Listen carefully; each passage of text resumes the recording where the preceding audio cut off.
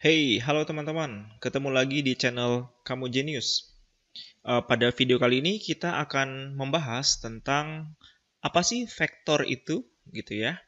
Jadi sebenarnya teman-teman, vektor itu adalah suatu hal yang digunakan untuk mempermudah manusia dalam mendefinisikan sesuatu, gitu. Misalkan gini teman-teman. Misalkan kita punya pulau ya. Ini pulau. Kita sebutnya ini misalkan pulau A gitu ya. Pulau A. Kemudian di sini ada pulau B. Nah, oke, ini B ya, ini A. Nah, terus ini ada seorang nelayan yang ingin berlayar. Nah, ini misalkan ini perahunya ya. Dia ingin berlayar dari pulau A ke pulau B gitu. Dia menggunakan layar, teman-teman. Ini layarnya. Nah, sementara angin ternyata berhembus justru ke sini. Nah, ini aliran angin ya, yang warna orange ini. Pertanyaannya apakah si nelayan ini bisa sampai di B hanya dengan menggunakan layar? Tentunya nggak bisa teman-teman, ya karena ini pasti dia ketiup ke sana gitu.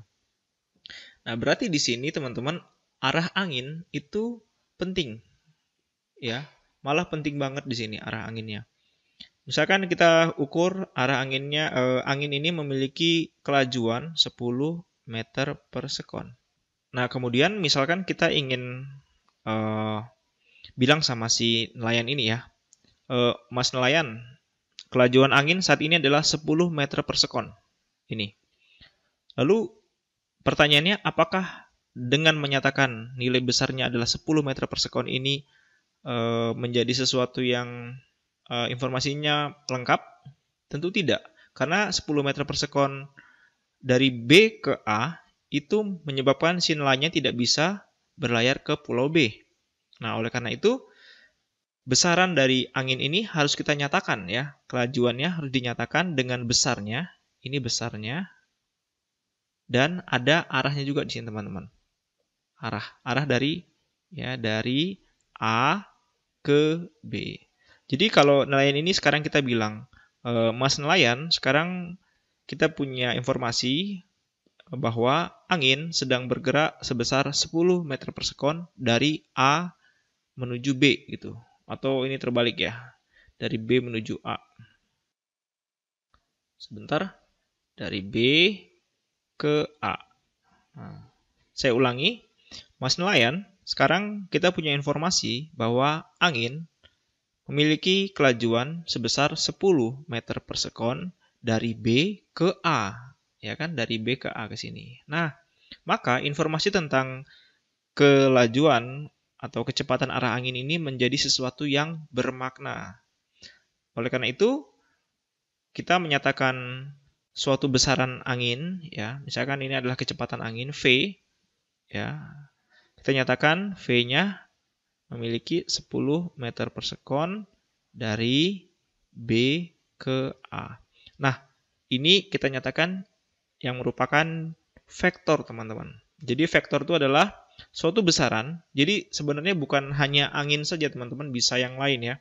Bisa percepatan, bisa gaya atau perpindahan, momentum dan lain-lain.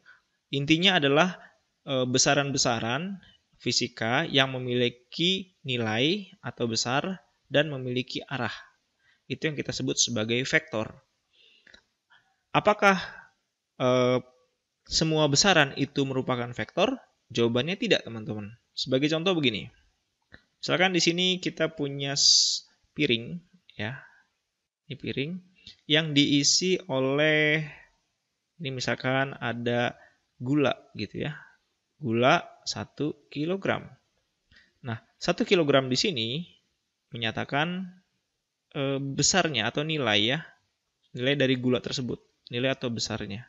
Nah, apakah gula ini perlu memiliki arah? Misalkan saya memiliki gula 1 kilogram, ya, arahnya ke utara. Arah ke utara dalam 1 kilogram itu nggak penting, teman-teman. Jadi kita bisa nyatakan kilogram ini kan besaran massa ya. Massa. Nah, massa ini tidak memiliki arah, hanya memiliki besarnya saja. Nah, besaran-besaran yang memiliki besar saja itu kita sebut sebagai besaran skalar, teman-teman. Ya, itu bedanya.